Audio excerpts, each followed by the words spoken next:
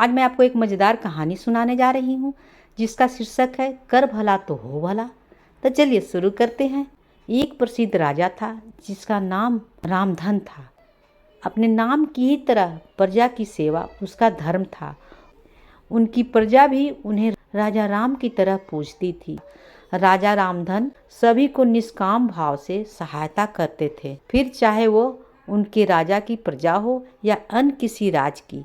उनकी ख्याति हमेशा सभी जगह थी। उनके दानी स्वभाव और व्यवहार के गुणगान उनके शत्रु राजा तक करते थे। उन राजाओं में से एक राजा था भीम सिंह, जिसे राजा रामधन की इस ख्याति से ईर्ष्या थी। उस ईर्ष्या के कारण उसने राजा रामधन को हराने की एक रणनीति बनाई और कुछ समय बाद रामधन के राज पर हमला कर दिया। भीम सिंह ने छल से युद्ध जीत लिया और रामधन को जंगल में जाना पड़ा। इतना होने के बावजूद भी रामधन की लोकप्रियता में कोई कमी नहीं थी। हर जगह उन्हीं की बातें चलती थी, जिससे भीम सिंह को भी चैन न था। उसने राजा रामधन को मृत्युदंड देने का फैसला किया। उसने ऐलान किया कि जो राजा रामधन को पकड़कर उसके सामने लाएगा वो उसे 100 सोने के दिनार देगा। दूसरी तरफ राजा रामधन जंगल में भटक रहे थे। तब उसे एक राहगीर मिला और उसने कहा, भाई तुम इसी जंगल के लगते हो, क्या मुझे राजा रामधन के राज की तरफ की रास्ता बता सकते हो?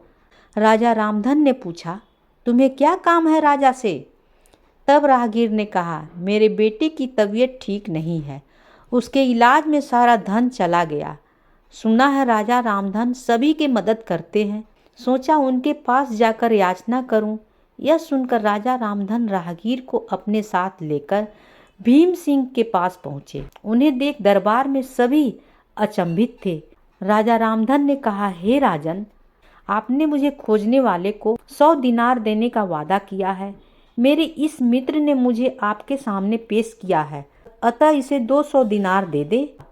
यह सुनकर राजा भीम सिंह को एहसास हुआ कि राजा रामधन सचमुच में कितना महान और दानी है, और उसने अपनी गलती को स्वीकार किया। साथ ही राजा रामधन को उनका राज लौटा दिया और सदा उनके दिखावे रास्ते पर चलने का फैसला किया। कहानी से सीख, मनुष्य को अपने कर्मों का ख्याल करना चाहिए। अगर आप अच्छा करोगे तो अच्छा ही मिलेगा। माना कि कष्ट होता है, लेकिन अंत सदैव अच्छा होता है। अच्छाई की जीत होती है। कहानी होती है समाप्त।